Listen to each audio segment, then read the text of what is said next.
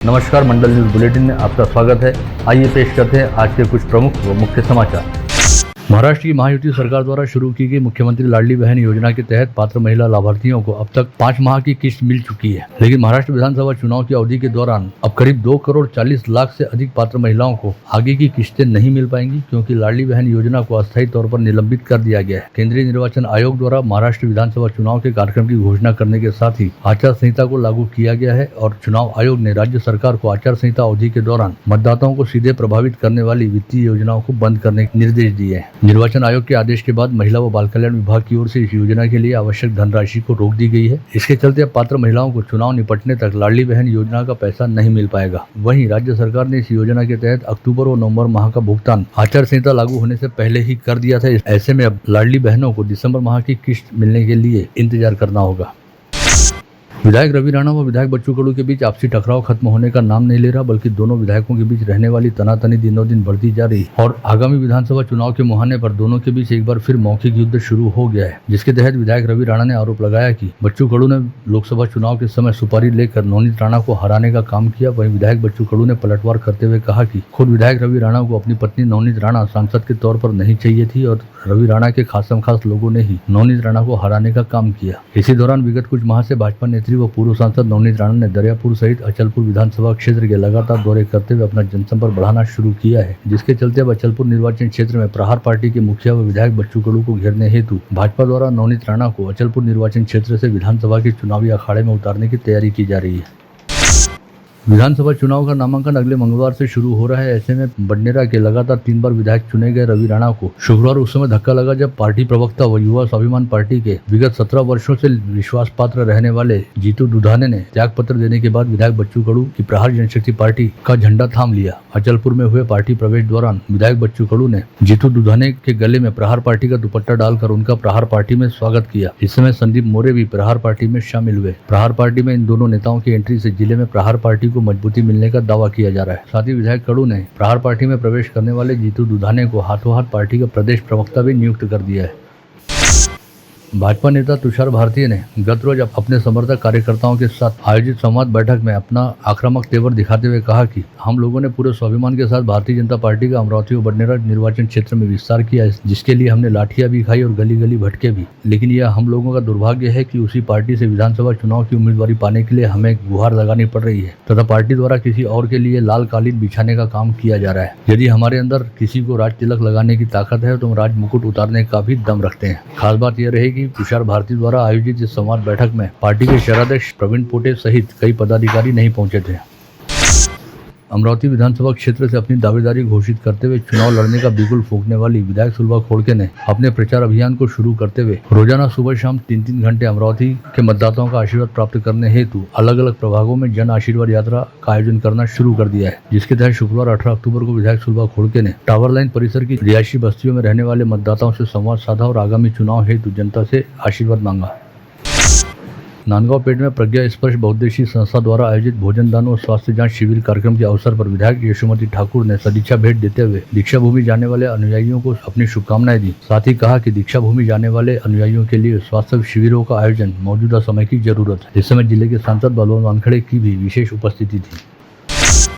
अमरावती महानगर पालिका द्वारा बड़ी जद्दोजहद व सियासत के बाद नए संपत्ति कर की दरों को रद्द करते हुए पुरानी दरों पर टैक्स वसूली करनी प्रारंभ की गई है और लोगों को इसी माह नए टैक्स के नोटिस जारी हुए हैं, लेकिन प्रत्येक टैक्स पावती पर मनपा द्वारा 500 से 550 रुपए का जुर्माना वसूला जा रहा है, जिस पर ऐतराज जताते हुए महानगर यात्री संघ के अध्यक्ष व प्रसिद्ध व्यवसायी अनिल तरडेजा ने कहा कि मनपा द्वारा जुर्माना वसूली का निर्णय सरासर गलत है और यह बॉम्बे हाईकोर्ट के उस आदेश की अवहेलना भी है जो अकोला मनपा के संदर्भ में हाईकोर्ट ने जारी किया था।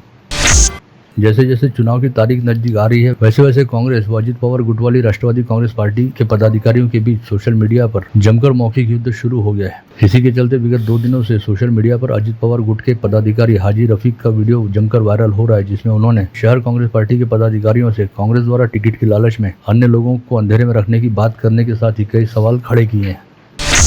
अमरावती के सरकारी मेडिकल कॉलेज में अखिल भारतीय कोटे से अब तक 11 विद्यार्थियों का प्रवेश हुआ है, जिसके तहत राजस्थान के सीकर में रहने वाली पायल सैनी अमरावती जीएमसी की पहली छात्रा बनी है, जिनका अधिष्ठाता किशोर इंगोले व उपाधिष्ठाता नितिन अंभोरे ने एडमिशन का प्रमाण पत्र देकर स्वागत किया। अमरावती जीएमसी की पढ़ाई दीपावली पश्चात 6 नवंबर से शुरू होने की जानकारी जीएमसी के डीन इंगोले द्वारा दी गई।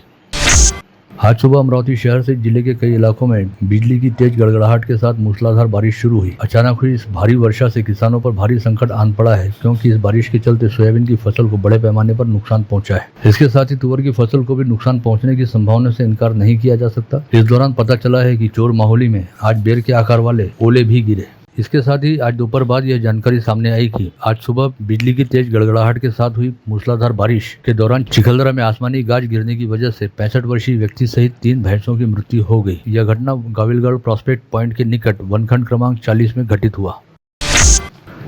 समर्पण ट्रस्ट द्वारा LGBTQ प्राइड 2024 का आयोजन आज दोपहर नेहरू मैदान से राजकमल चौक होते हुए इरविन चौक की तरफ किया गया। इस रैली ने शहर वासियों का अपनी ओर ध्यान खींचा, जिसमें LGBTQ समुदाय के लोगों ने समानता के संदेश से जनजागृति करने का प्रयास किया।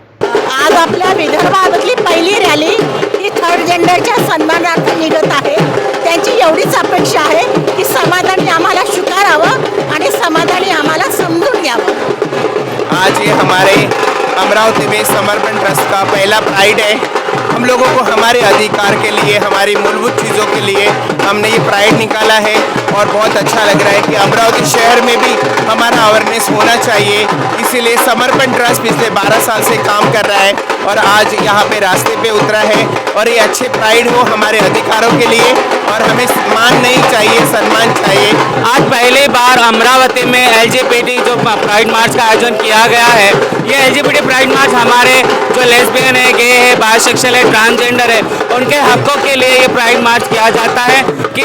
हमारा समाज मेन स्ट्रीम में आना चाहिए, उनको भी उनका अधिकार मिलना चाहिए। उसके लिए हमारे जागरूकता अभियान है। Thank you. आमच्या हक्कासाठी आणि आमच्या सन्मानासाठी आजची रॅली आहे।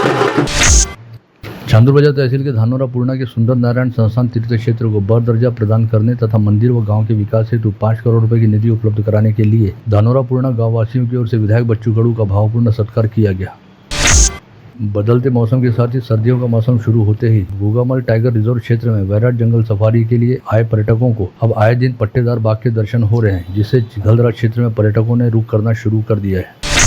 अगले माह होने जा रहे विधानसभा चुनाव हेतु लागू की गई आचार संहिता का कड़ाई से पालन करवाने के साथ ही निर्वाचन काल के दौरान किए जाने वाले कामों के संदर्भ में शहर पुलिस के अधिकारियों और कर्मचारियों का मार्गदर्शन करने के साथ ही उन्हें प्रशिक्षित करने हेतु शहर पुलिस आयुक्तालय में 17 से 25 अक्टूबर तक विशेष प्रशिक्षण सत्र का प्रारंभ किया गया है, जिसमें शहर के सभी 10 पुलिस थानों के अधिकारियों और कर्मचारियों को रोजाना पुलिस आयुक्तालय में बुलाते हुए 200 अधिकारियों और कर्मचारियों को प्रशिक्षित किया जा रहा है।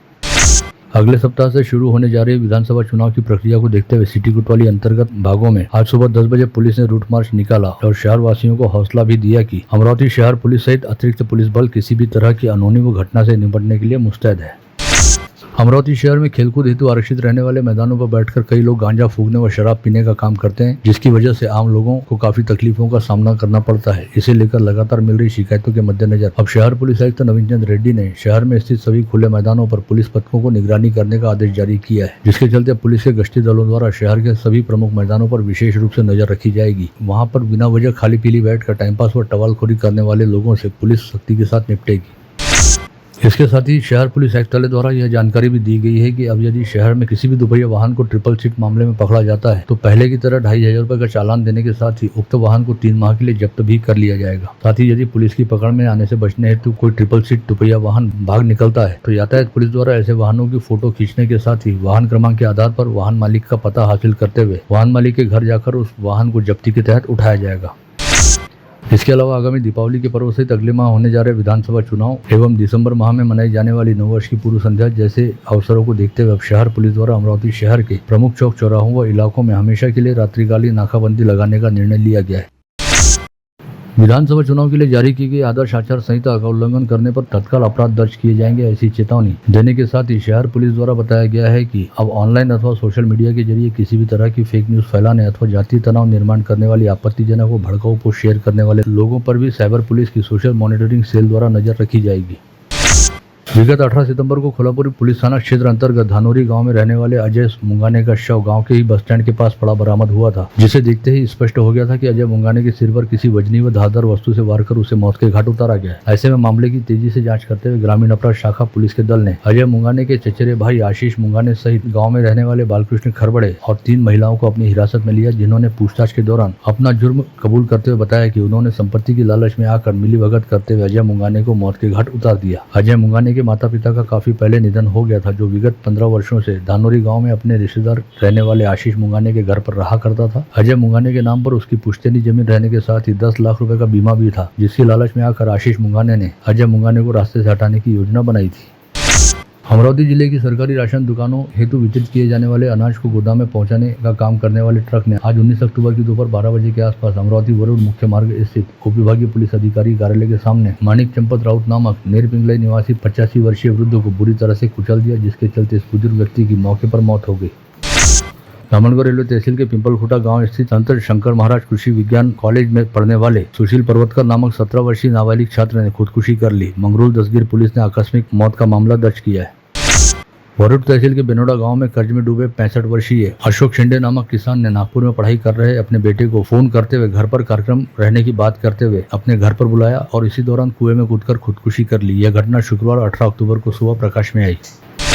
परतवाड़ा शहर में एक युवक द्वारा लगातार पीछा करते हुए उसे अपने पति से तलाक लेने के लिए दबाव डालने और बार बार फोन करने से परेशान होकर फांसी लगाकर खुदकुशी कर ली गई। मृतका के पति द्वारा दी गई शिकायत के आधार पर परतवाड़ा पुलिस ने गोलू उर्फ सैयद बासित अली के खिलाफ आत्महत्या हेतु उकसाने का मामला दर्ज किया। नागपुर गेट पुलिस स्टेशन के थानेदार हनुमंत उर्ला गुंडावार के नेतृत्व वाले दल ने 6 आरोपियों पर विभिन्न धाराओं के तहत आपराधिक मामला दर्ज किया और सभी आरोपियों के खिलाफ प्रतिबंधात्मक धाराओं के तहत आपराधिक मामले दर्ज किए गए। यवतमाल शहर के cotton city multi speciality hospital और रिसर्च सेंटर को 4 डॉक्टरों ने मिलकर शुरू किया, जिसके लिए आपस में कुछ करार करते हुए कुछ नियम और शर्तें भी निश्चित की गई थी। लेकिन समय बीतने के साथ ही कुछ वजहों के चलते उन डॉक्टरों में विवाद निर्माण हुआ। ऐसे में विशाल चौहान नामक डॉक्टर ने न्यायालय में गुहार लगाई थी, जिसके पश्चात न्यायालय के आदेश पर कौशिक दंपति के खिलाफ यवतमाल शहर पुलिस ने जालसाजी का मामला दर्ज किया।